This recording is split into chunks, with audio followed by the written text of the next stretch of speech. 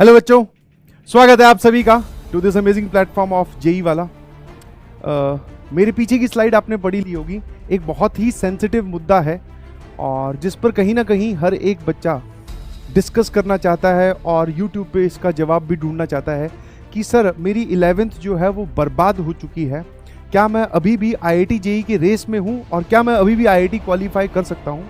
Straight forward the answer is yes, 100%। और सिर्फ आप आईआईटी जेई क्वालिफाई नहीं कर सकते हो, जो आपने अपने मन में अपने लिए रैंक सोची है, double digit, single digit, triple digit, जो आपने आईआईटी ब्रांच सोची है, जो आईआईटी आपका ड्रीम कॉलेज सोचा है, वो सब आपको मिल सकता है।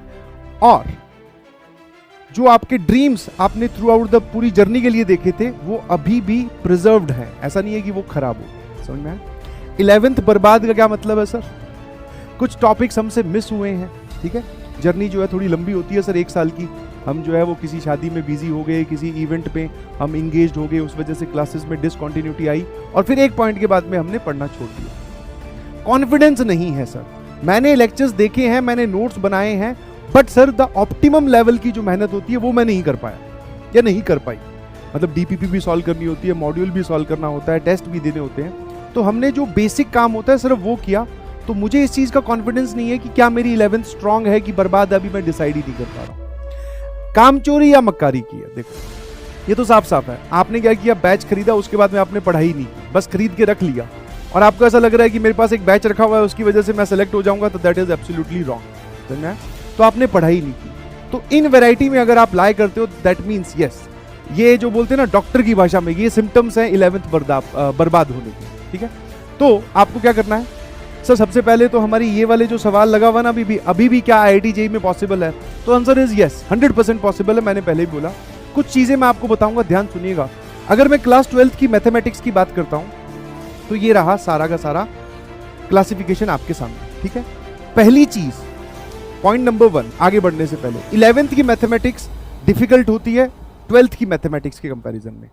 रीजन डिफिकल्ट होने के 2-3 है। फर्स्ट डिफिकल्टी रीजन इज क्योंकि 10th से जब आप 11th में मूव करते हो तो एक बहुत बड़ा जंप आता है और उस जंप को बहुत सारे लोग नहीं ले पाते।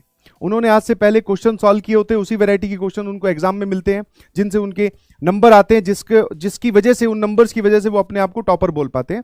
और ये प्रोसीजर सभी लोग फॉलो करते हैं, मैंने भी, आपने भी, और जो आगे जनरेशन आएंगी वो भी। ये हम 10th में करते आए थे, बट जैसे ही वो 11th में आता है तो उसको एक नई दुनिया देखने को मिलती है। अरे यार, कॉन्सेप्ट सीखो, फिर उसका एप्लीकेशन, और जो सवाल जेई में आएगा वो आपने आज तक कभी देखा नहीं होगा। दैट मीन सर हमें बहुत ही साउंड तैयारी करनी पड़ती है। समझ में आया? मेरी बात क्लियर है ना? तो फर्स्ट रीजन क्या है डिफिकल्टी का, 11th डिफिकल्ट होने का? कि सर वो जंप हमारे लिए बहुत होता है। उसके बाद में सर हम 11th पूरे साल पढ़ते हैं, तो 12th वाली जब हम मूव करते हैं तो वो ट्रांजिशन इतना मुश्किल, या आप उस ट्रांजिशन को स्मूथ बोल सकते हो, वो इतना चैलेंजिंग नहीं होता। सेकंड क्या है, 11th में बहुत सारे, जैसे एल्जेब्रा और कोऑर्डिनेट ज्योमेट्री हम मेजरली पढ़ते हैं, algebra, coordinate geometry and trigonometry पढ़ते हैं, ठीक है। बट जब आप क्लास 12th में आओगे तो ये सारे टॉपिक्स जो आपके सामने लिखे हुए हैं, these are independent topics. To be very frank, हाँ, आपको प्लस माइनस और थोड़ी बहुत ट्रिग्नोमेट्री की नॉलेज होनी चाहिए ताकि आप किसी क्वेश्चंस में ना अटके। बट या these topics are completely independent. इनका क्लास 11th पे किसी टॉपिक पर डिपेंडेंसी नहीं है। समझ में आया? तो आप अगर चाहते हो एक फ्रेश स्टार्ट करनी तो आप कर सकते हैं।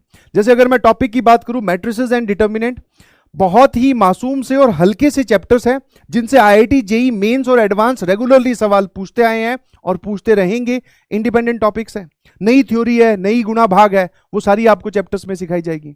फिर मैं बात करता हूं दैट इज कैलकुलस, ठीक है, गणित का सबसे इंपॉर्टेंट पार्ट। तो ये पूरा पार्ट कवर किया जाता है जी क्लास 12th में। इसमें बहुत सारे चैप्टर्स हैं, फंक्शंस है, लिमिट्स है, कॉन्टिन्यूटी डिफरेंशियबिलिटी है, एओडी है, इनडेफिनिट डेफिनिट इंटीग्रेशन है, फिर एरिया अंडर द कर्व है, डिफरेंशियल इक्वेशन है। ये सारे चैप्टर्स आपस में इंटरलिंक्ड है, दैट आई एग्री। बट हाँ, इसका किसी क्लास 11th वाले चैप्टर से लिंक हो, दैट इज रॉन्ग। समझ में आया? तो मतलब आप यहां सीखकर यहीं एक्सेल कर सकते हो। कुछ लोग बोलेंगे सर हमने फंक्शंस तो क्लास 11th में पढ़ा है, तो जब आप क्लास 12th में एनरोल करोगे तो आपको फंक्शंस फिर से बेसिक से डोमेन, रेंज, सारी चीजें बताते हुए आगे फिर से बढ़ा जाएगा। इनफैक्ट क्लास 12th में फंक्शंस का बड़ा रूप है। तो ऐसा नहीं है कि हम सिर्फ वो एक्स्ट्रा बातें करेंगे, हम सारी बातें डिटेल में फिर से करने वाले हैं। फिर मैं आता हूं इस तरफ, that is vector 3D। Vector 3D बोल दो या वेक्टर 3D ज्योमेट्री बोल दो, ये टॉपिक्स भी इंडिपेंडेंट है। वेक्टर अलजेब्रा जो आपने थोड़ी बहुत फिजिक्स में यूज करनी सीखी है वो हम वापस से डिटेल में पढ़ेंगे। These are independent topics. Probability जो है वो लिंक्ड होती है पीएनसी से, आई 100% एग्री। बहुत सारे क्वेश्चंस जो हैं वो प्रोबेबिलिटी के वो पीएनसी पे बेस्ड होते हैं, बट आप देखिए ये प्रोबेबिलिटी जो है वो आपके करिकुलम का लास्ट चैप्टर होगा। तो और उससे भी पहले, प्रोबेबिलिटी से भी पहले, इस बार भी लक्ष्य जेई के बैच में हम लोगों ने 3 लेक्चर तक पीएनसी का रिवीजन किया, और रिवीजन नहीं था वो डिटेल्ड कॉन्सेप्ट बताना, डिटेल्ड फॉर्मूला एनालिसिस करवाना, सारा था वो। रिवीजन तो एक लेक्चर में भी किया जा सकता है, तो हमने 3 लेक्चर लिए। समझ पा रहे हो कि नहीं समझ पा रहे हो? तो प्रोबेबिलिटी से पहले पीएनसी आपको पढ़ाया जाएगा। फिर एक चैप्टर बचता है that is ITF, inverse trigonometric function. तो ये जो 2 चैप्टर्स है इन पे मैं एक हल्का हल्का सा स्टार लगा दे रहा हूं, जिनकी कहीं ना कहीं रूट्स जाकर कहां मिलती है, क्लास 11th में जाके मिलती है। बाकी जितने भी चैप्टर्स आप देखो ना, 1 2 3 4 5 6 7 8 9 10 11 चैप्टर्स आप बोल सकते हो, दीज आर इंडिपेंडेंट चैप्टर्स, इनका कोई लेना देना नहीं है। अगर मैं स्कूल की बात करूं तो एक चैप्टर मिसिंग है, दैट इज लीनियर प्रोग्रामिंग, उसका भी एज सच वो तो बहुत ही हल्का सा चैप्टर है। That means sir 11 chapters these are independent, और ये चैप्टर्स भी सबसे लास्ट में आएंगे, ये थोड़ा सा बीच में आ जाएगा। फंक्शंस के बाद में हम आईटीएफ पढ़ते हैं, बट उसमें भी हल्की फुल्की ट्रिग्नोमेट्री चाहिए, इसके खुद के अपने कॉन्सेप्ट है, खुद के अपने फॉर्मूलाज हैं। तो आपको एक क्लियर पिक्चर मिल गई कि सर क्लास 11th की मैथमेटिक्स जानना जरूरी नहीं है क्लास 12th की मैथमेटिक्स जानने के लिए।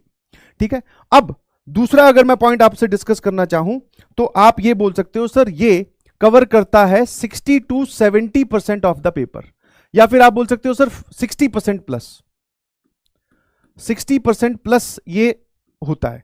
ये तो मैं जेई मेंस के लिए बोल रहा हूं, और अगर मैं एडवांस की बात करूं तो भाई साहब आप ऐसा बोल सकते हो, एडवांस में तो सर आराम से जेई एडवांस की अगर मैं बात करूं तो दिस इज 70% प्लस, क्योंकि कैलकुलस, वेक्टर 3D और मैट्रिसेस डिटर्मिनेंट ये एडवांस के फेवरेट टॉपिक्स हैं। तो आप समझ पा रहे हो कि ये इंडिपेंडेंट भी है और स्कोरिंग भी है। क्या मेरी बात समझ पा रहे हो? हाँ है ना? तो अपने आप को इन चीजों से, इन फैक्ट से थोड़ा कॉन्फिडेंस में लाइए प्लीज, समझे? तो ये सारे इंडिपेंडेंट है, इनकी जो भी गणित है, जो भी चीजें हैं वो सारी आपको 12th में पढ़ाई जाएंगी। आपको फिर से एक पॉजिटिव स्टार्ट लेनी है और यहीं पे स्कोर करके दिखाना है। उसके बाद में मैं एक बेस्ट एग्जांपल लिख के लाया हूं, बिकॉज अभी जब जेई मेंस फर्स्ट अटेम्प्ट का रिजल्ट आया, फर्स्ट सेशन 2023 का जब रिजल्ट आया, तो एक बच्चा मुझे मिला जिसका नाम है आर्यन। इंटरेक्शन हुई पोस्ट रिजल्ट, तो आर्यन ने बताया, अपनी कहानी बताते हैं, हम तो पूछते हैं क्या चैलेंजेस आए, कैसे आपको लगा, कैसी आपकी जर्नी रही। तो उसने स्पष्ट शब्दों में बोला कि सर मैंने किसी कोचिंग में इनरोलमेंट कर रखी थी, वहां पर मेरी जो 11th है वो बर्बाद होती जा रही थी और वो मैं देख पा रहा था। ठीक है, तो इन टोटल मैंने अपनी पूरी 11th बर्बाद कर दी। ठीक है, पूरी 11th बर्बाद करने के बाद में जब वो 12th में मूव किया तो उसने एक स्ट्रेटेजी अपनाई। वो स्ट्रेटेजी क्या है? उसने अपनी 11th को मैनेज किया विद क्लास 12th, और वो भी डेली 1 या 2 घंटे देकर, 1 या 2 घंटे या 1 से लेकर 1.5 घंटा डेली स्पेंड करके। आप डेली वाली चीज को हटाकर आप वीकली भी इस चीज में कर सकते हो कि 5 या 6 घंटे हम वीकली अपनी क्लास 11th को देने वाले हैं। अब वो वीक में आप टाइम कब निकालते हो वो आपकी इच्छा है। तो ये एकदम प्योर एग्जांपल है जिस बच्चे की क्लास 11th बर्बाद थी, और एक बार अगर आप इसके परसेंटाइल स्कोर देखोगे तो मेरे ख्याल से सर ये तो काफी अच्छा परसेंटाइल स्कोर है।